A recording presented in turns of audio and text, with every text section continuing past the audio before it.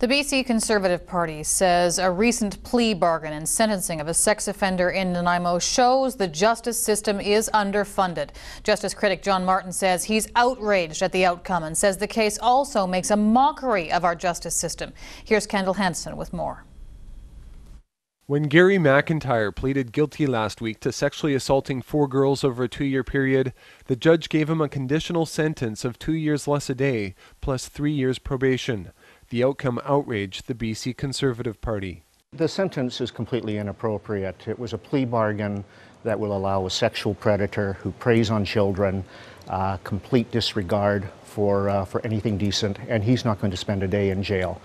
The offenses happened at what was then McIntyre's family home in Cedar. The girls, who ranged between the ages of 7 and 14, were over for play dates with McIntyre's children.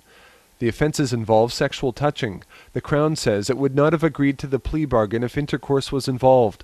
But the Conservative justice critic says the sentence points to problems. The prosecutors are forced to do one of two things: either plea bargain down the seriousness of the offenses or plea bargain down the actual sentence. In many cases, they're dismissing charges altogether because we're so underfunded, we're so backlogged. But the Crown in the case, Jackie Godet, says the plea bargain has nothing to do with underfunding of the justice system and everything to do with the fact that McIntyre pleaded guilty and accepted full responsibility, which meant his victims did not have to testify in court. Plus, he took significant steps towards receiving treatment. It's completely unrelated to that, and I don't see how they make a connection. That's a point echoed by McIntyre's defense lawyer, who argues stiffer minimum jail sentences takes away the plea bargain option. And if that's removed, there's no downside to running the trial. So I think minimum sentences and more minimum sentences are only going to result in there being more trials and a further load on the justice system. Provincial governments don't make the laws, but they administer justice. They run the justice system, and we need to run the justice system in a timely and efficient manner.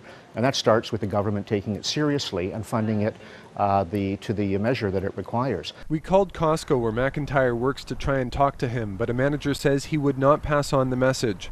McIntyre's sentence may seem light to some, but he has 19 conditions, including no computer use, no consumption of alcohol or drugs, and a more unusual one, a prohibition from obtaining, possessing, or viewing any female undergarments.